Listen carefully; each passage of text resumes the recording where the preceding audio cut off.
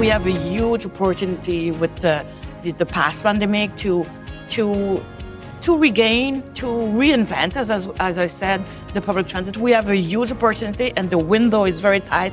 We have to go now.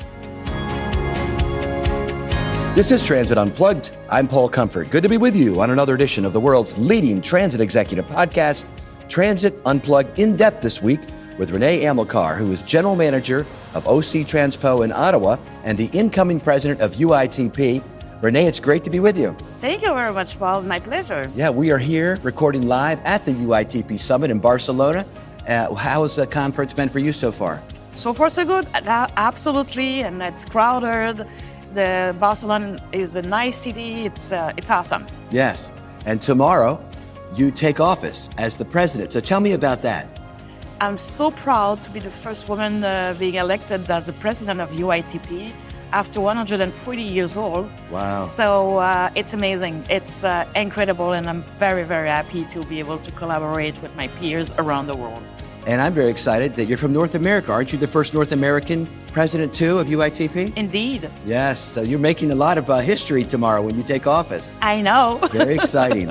Yeah, this has been a wonderful conference, and I'm so happy to get to meet you and to talk to you some today about your past and what you're doing now and where you're going in the future. Why don't you tell us a little about yourself? Where do you come from and how long you've had this job, et cetera? So I come from Haiti, and when I was 11 years old, my parents and I came in Montreal, Canada.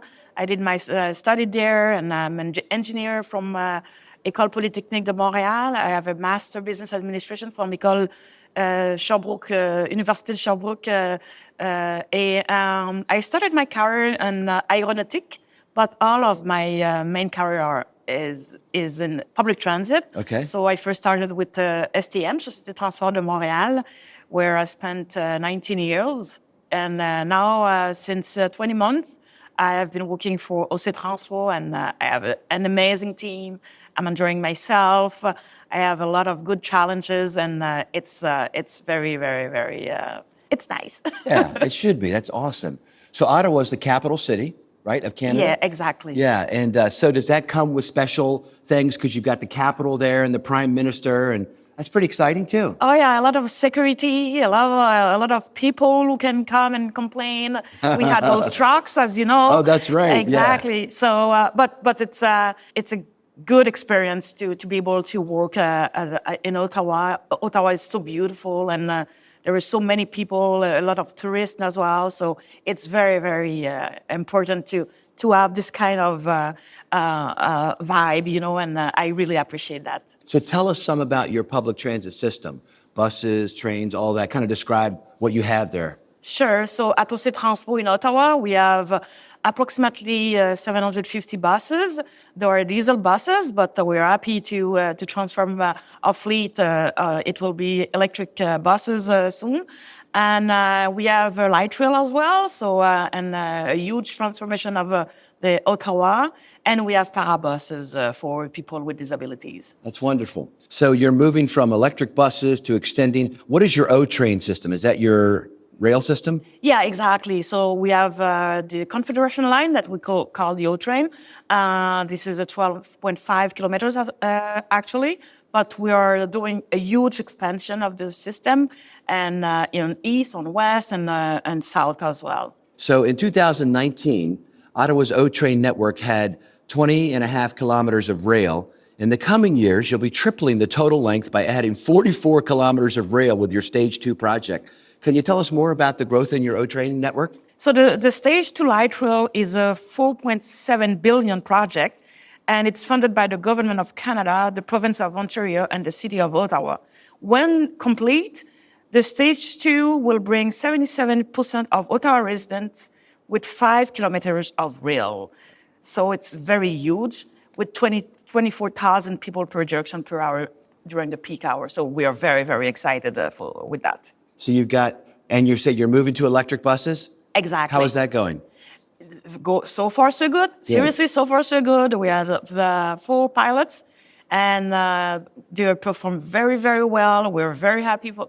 And those are New Flyers buses. Okay. And we cannot wait to continue, and to be able to achieve our goal by having 100% of our electric fleet by 2036. How are they handling your harsh winters there? Because it does get kind of rough in the winter in Ottawa, right? Yeah, and fortunately, they're doing very well. And we had the opportunity to test them without passengers from December 2021 to February 2022. Since that time, we are running very continuously with people on board, with freezing rain, with snow, and everything is so far so good. We have many KPIs that we gathered, and they are excellent. They are surpass our objectives. So that's why we have took the decision to move forward with this kind of technology. Okay. So you've got electric buses, you're extending the O train system further south and east and west. You're basically, sounds like you're going and undergoing a massive transit transformation. What are you most excited about?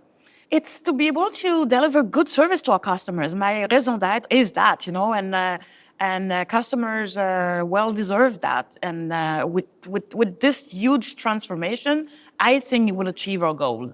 OC Transpo is making it more convenient for customers to pay for their fares with the expansion of credit card and mobile wallet payment across the transit network later this year. I'm really excited about that. I was up in Western Canada a couple months ago and visited with Kevin Quinn at TransLink, and they have all kinds of modes of payment. So that's really a way to kind of let more people have access to your network. Can you tell us more about this project of various fare payments? Yes, again, to improve customer experience, OC Transpo is proactive on that. And customers will be able to pay by either credit cards or debit cards or mobile wallets. And they will be able to buy their tickets on our machine by those cards as well. And the Transpo, I started this new technology a month ago, okay. And it's a very, very nice experience. And regular customers will be able to start pretty soon. We'll announce something in a few days or a few weeks maximum. So we're very, very happy with that because it will augment the customer experience, as I said, and it will be very good as well for tourism, not only for residents. Sure, because tourists may just have a credit card, they don't have your pass, right? Exactly. Yeah. Yes. Do you have a lot of tourism in Ottawa? Oh my goodness, yeah. Most of people during the summertime. It's amazing. We have so many good things. We have the Canada Day. Well, it's always crowded for those days. And we have the Blues Fest, and we have a lot of festivals. So people come and enjoy Ottawa. Yeah, and you do see, though, as we mentioned, some weather challenges that make getting around kind of difficult in the winter months. What has been your approach to dealing with severe winter weather? A lot of things, because definitively it's a challenge to deal with, sometimes it could be 40 centimeters of snow or 5 millimeters of freezing rain in less than 1 hour. Wow. It's huge, so we first, we have to prepare before the winter time, everything, the heat heater, we have to make sure that the maintenance is done, etc. However, during when we expect a lot of snow, we'll assure that we have the crew required and they will be ready to come and do whatever they have to do, remove the snow. And even sometimes when we know that we'll have a lot of snow or we know that we'll have freezing rain, we'll want our trains during the whole night to make sure to avoid ice buildup. And we even put in place this winter, but we didn't have to implement to apply it, which is fortunate. It's a winter storm pilot where we will review the service, the way we give the service, to make sure that the service will be reliable. It will be less service than normal, but at least it will be reliable, and will remove most of our articulated buses that unfortunately we know that they will stuck on the snow. Oh, right. So we'll put our 40-foot buses or the double deckers, and we didn't have to apply it this winter, but we are ready for next winter. Coming out of the COVID pandemic, I know a lot of transit systems saw their ridership decline. Have you started to see that come back up, your ridership now out of the pandemic? Very slowly, unfortunately. Now we are about 65%, and we think that we should achieve 70%. Because we're waiting on the federal workers, they're not back. They're not back in the office yet? No, unfortunately. But we know, I have been told that probably they will come back 2 days per per week. Oh, right. So we are waiting for that, and with that we should. Oh, that'll increase. Yes, yeah, but definitively. But on the bus side, we're not that bad. We are very good on the bus. It's the train, but the train brings people, from downtown. the suburbs into the exactly, city. Exactly. Yeah. So those people are working at home. So that's why. I was talking to Mohammed Mezgani this week, the Secretary General of UITP, and I think we're seeing that all over the world, aren't we? They're calling it the 3-day city. Yes. Because people are going downtown Tuesdays, Wednesdays, and Thursdays, but working from home Mondays and Fridays. Are you seeing that there as well? Definitively, it's the same pattern. And another thing is now we need more buses during the weekend because people go out during the weekend. Yes. So this is another thing, and that brings a challenge with the recruitment because our bus drivers, they don't want to work during the weekend. Right. Yeah. That's their time off, right? Yes, exactly. Yeah.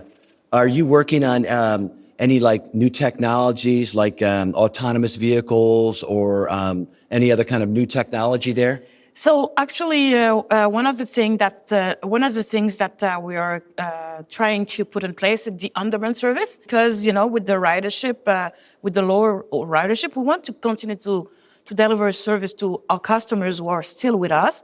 However, because there are not a lot, so it's not good to put huge buses with 4, 5, 10 people. You don't need a 40-foot bus for 5 people. Exactly. Yeah. We will probably try to put that on service this fall. And another thing for sure, we'll launch our train line on north-south this fall as well. And we're working on our electric buses. So it's a lot for us. It's a lot for OC Transpo with 3,000 employees, but it's huge, but it's small. It's a small team at the same time. And the autonomous vehicle, we think about it, but we're not on it actually. Okay, exactly, yeah. How about your financing? A lot of transit systems have lost a lot of revenue because ridership has gone down. How's your financing coming? It's the same for us, unfortunately, and we rely a lot on the province or federal to help us for the COVID. And actually, I have a shortfall of 29 million, which is huge. Yeah. And for 2024, I just started to prepare my budget, and I will need some help for sure, definitively. One thing I was excited about during the pandemic was to see the federal government in Canada, for the first time ever, give operating dollars, not just capital dollars. So thank you, Justin, Prime Minister, for that. Thank you. Yeah, and it was matching whatever the province would give, right? Exactly. Is the federal government continuing, or like in the U.S., that stopped? They're not giving out all that extra money. What's happening in Canada? For COVID-19, this year we didn't hear anything, unfortunately, but we continue to advocate, to try to have something. Our friend Marco D'Angelo Cuda is helping do that, right? Yeah, exactly. Easier, by the way, in That's Barcelona. Good. Yeah. So you continue to push for that. Is your province, do you think, so are you like part of the city government? Ottawa is your transit system there? Yeah, transit in Ottawa is included in cities of Ottawa. So we are part of the city. So the city will help us, but for sure we need the provincial, we need the federal as well, and we depend on our revenue service based on the ticket, Right. So as you said, with the ridership, we lost a lot of revenue, and we have to reinvent the transit in Ottawa to be able to continue to deliver the service with a lower cost. Right. But increasing the service with light rail, with electric buses, we will need some help for sure from the government. How about drivers, operators? A lot of systems have had trouble recruiting and retaining operators. How about in Ottawa? Yeah, it was the same thing. And last year with my team, we decided to put in place a huge campaign of recruitment, and we succeed very well. So last year we hired 290 bus drivers. Oh, wonderful. And this year we have to hire 500 people, but most of them are bus drivers as well. And so far, so good now. That's good. Yes. That's good. Let's talk about your role at UITP for a little bit. Yeah. So what are you most excited about? What is the job of the president of UITP? What will you be doing over the next 2 years? Yeah, so I have been involved on UITP for 12 years now. And I rose every step. I'm so happy to be the first woman to be the president elected, actually, and tomorrow I will step in. So one of my goals, for sure, it's how we can better work together around the world. There was a lot of organization. We want to work with them, not against them, for sure. And for sure, we will need to find how we can better help transit to operate, because the finance is an issue, right? The recruitment is an issue as well. So we can share together a lot of good ideas. And the UITP is there to make the rules in place for the transit. And we are very well known for the benchmarking as well, because That's right. we have peers that we can call. Myself, I can call someone in 2 minutes and I will have a good answer. So it's a very, very, very important organization. And more than ever, I think it's UITP has its place, and I will have this opportunity to work around the world with my peers, with my colleagues, and to be able to see what we can do for sustainable transit. Yes, you're going to have a wonderful experience, I know. Two of the things that I really appreciate about UITP that I've experienced is the training that they offer, Yep. and also the studies. I work with an organization called the North American Transit Alliance, which represents big contractors like TransDev and Keolis, National Express, RETP Dev, and MV Transportation. And they did a study on contracting in Europe for us last year and compared it to what's happening in North America. On the training side, you told me a funny story early about that's kind of how you got your start, right? Mohammed was an instructor in a class that you took, right? Exactly. Yeah. So when I just started in 2010, I decided to take a training session, and Mohammed was my teacher, and now I'm his boss. It's the circle of life, right? Yes. That's good. Yeah, he transferred me his passion definitively, and I think that's why I love so much UITP, and I love the public transit, and UITP and public transit. It's my art. Yeah, well, let's talk about that for a minute, because I think you and I share that passion along with Mohammed and so many other thousands of people that work in this industry. And Renee, what I've seen, and you tell me if you've seen this, during the pandemic, it felt like it was a moment for people to reflect on what is the real role of public transportation. Yes. Up until then, it's largely around the world been, let's say for the last 20 years, about commuters coming into the cities from the suburbs. We were all focused on the peak periods of time. Exactly. And now those peaks have kind of modified, which has been great in some ways. My friend Jeremy Yap, who's very active in Singapore, told me that, Paul, it actually was good to reduce the peak of the peak because we're able to spread out our resources more. And also, so that's one kind of positive thing. The other thing is, I think cities have seen public transportation now more than about transferring people from A to B. It's more about sustainability. It's more about equity and inclusion. They can use public transit agencies to promote societal goals that promote all of us. What are your thoughts on that? And what is your passion about public transit? Definitely. Public transit, it's a kind of life, and it's the way, it's the kind of good behavior that people should have. And public transit now, it's seen as maybe one of the solutions to save the planet as well, right? Exactly. And with those electric buses, very nice, and with a lot of equipment on board to help customers experience, I think people have started to just say, okay, maybe it's the solution, and this is our goal. We have to be able to attract them. We have to able to maintain them on our system as well. And that this is where UITP is good, because UITP can have this global view and transfer those needs to transit to our colleagues, to our members, etc. Yes. Transit, to me, public transportation is mobility, and mobility is life. I mean, that's the definition of life, is the ability to move and to grow, right? Yep. And so public transportation in cities like Ottawa and other cities, Singapore, around the world, really, to me, was the antidote to COVID, because COVID meant lockdown, stay in place. Then once the restrictions are off, people want to get out and move, right?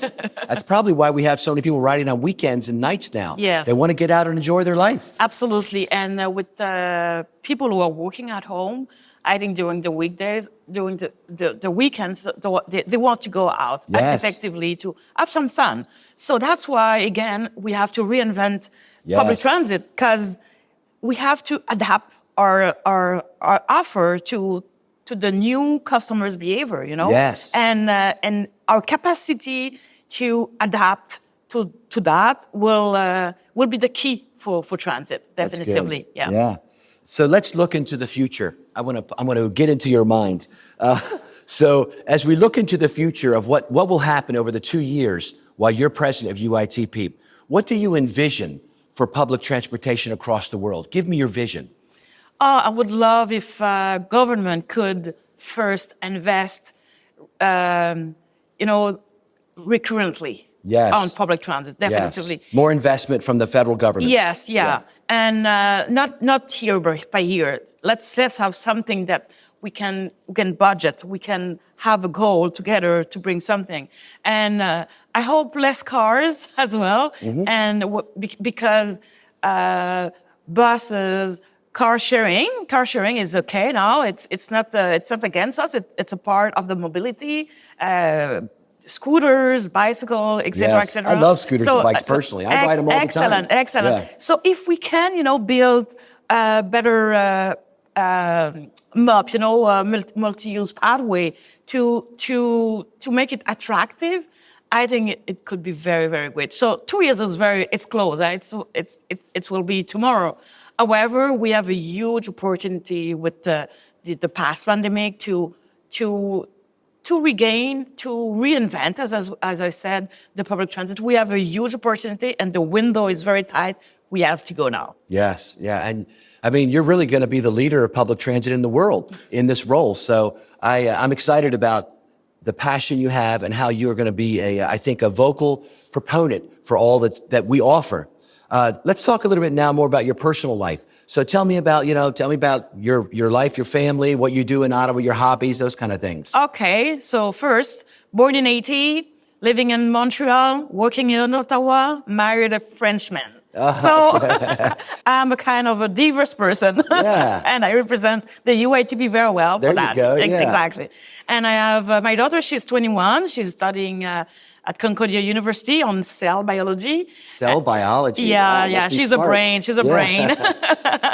And so because I'm working in Ottawa and I'm living in Montreal, so I miss them a lot.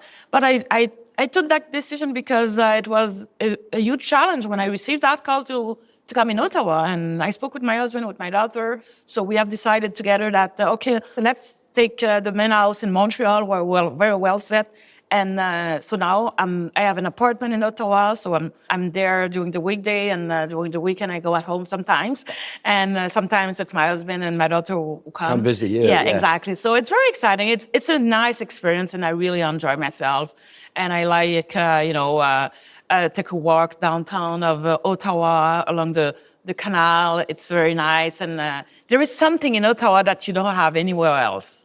Yes, I believe that. Yeah. And do you have any other hobbies? You probably don't have time for hobbies. I know the job of a CEO can be very demanding, but do you have hobbies, things that you enjoy, reading, music, sports, whatever? I really like walking and jogging. For sure, I don't have a lot of time to do so, right. But I like that. And I love having people around. So for me, a good dinner with friends, with a good wine, it's a kind of one of my best hobby that I like, really. Yeah, you and me both. I love that. Yeah. Because of that, we have to run, right? That's right. Yeah, exactly. Yeah.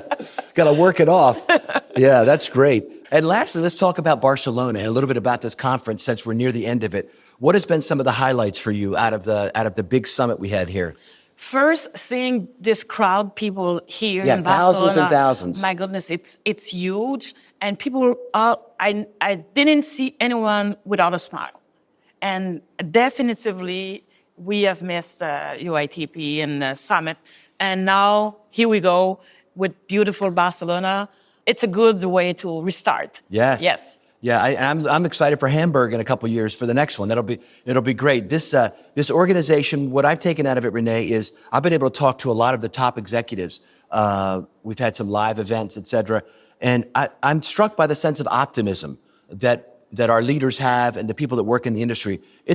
I believe we're at a moment where we're coming out of the pandemic. And as I said, I think mobility and this next 2 years with you kind of leading our organization, it's our opportunity to soar because we have now changed our position in society. And our role is actually a little higher. Would you agree? Yeah, absolutely. Yeah, indeed. Yeah, and so heading out of here, what do you take in your heart back to Ottawa from our summit here? Oh my goodness, a lot of lessons learned, a lot of new technology, and I'm glad to see that the same problem that we have to face with in Ottawa are around the world, Yes. So it will be good for me to bring those info to counselors, to tell them, hey, we're not alone. We are a lot who are dealing with that. And we have colleagues who will help us for sure. That's wonderful. Well, Renée Amilcar, thank you so much for being our guest today on Transit Unplugged. We wish you the very best in your day job, but also in your bright new future as leader of UITP. Thank you very much, Paul. Thank you.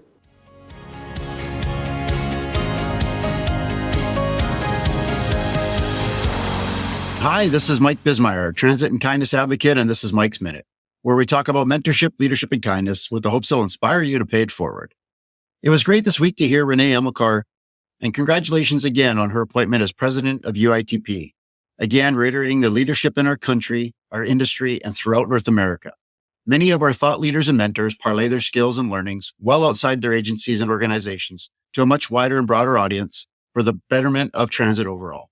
I'd like to specifically speak on mentorship this week, which I've noted in many segments before, how important the mentors have been to me that I've had the honor of working alongside. Currently, I'm involved with the Young Emerging Leaders Task Force in Canada and the inaugural mentorship program. As part of this program, just this past week, my mentee and I presented at a local high school on the theme of considering transit as a career path, a small project we put together to try to change the perception of what transit is with youth and provide them a reason to consider it as a possibility for the future, hoping that this presentation would ultimately help them and ourselves with the long-term workforce recruitment challenges that we see within our industry. It was a great interaction, lots of participation, and the end result was many of the students commenting that they had just no idea of all the different opportunities there were within our industry. Prior to us presenting, they really thought transit as an operator. It was great to present to the students the different sides of the business, both from the business member side and the agency side. A great first result that we hope to carry on messaging to other schools. I can't help but get excited when there's an opportunity to talk transit to those who aren't in it. Many of us never thought we'd end up being in transit, and that was a message we were sure to share. The future of transportation is bright, and even brighter if just one of these future changemakers that we have the privilege to speak to will consider transportation as a career path in their future. If you'd like to hear more on our project or perhaps have an idea of a local school or organization that you think would be a great candidate for the message, feel free to reach out to me at any time on LinkedIn. Thanks for listening. Have a great week. Kindness is cool. Thank you for listening to this week's episode of Transit Unplugged with our guest, Renée Amilcar, President of UITP and General Manager of OC Transpo in Ottawa, Ontario. Now, coming up next week, we have the first in a special two-part series on Canadian transport technology innovation. In part one, we have Margaret Cullen, Nicholas Sevelius, and Colin Lavery talking about everything innovative and new in Canadian tech. Let's hear a little bit from that interview.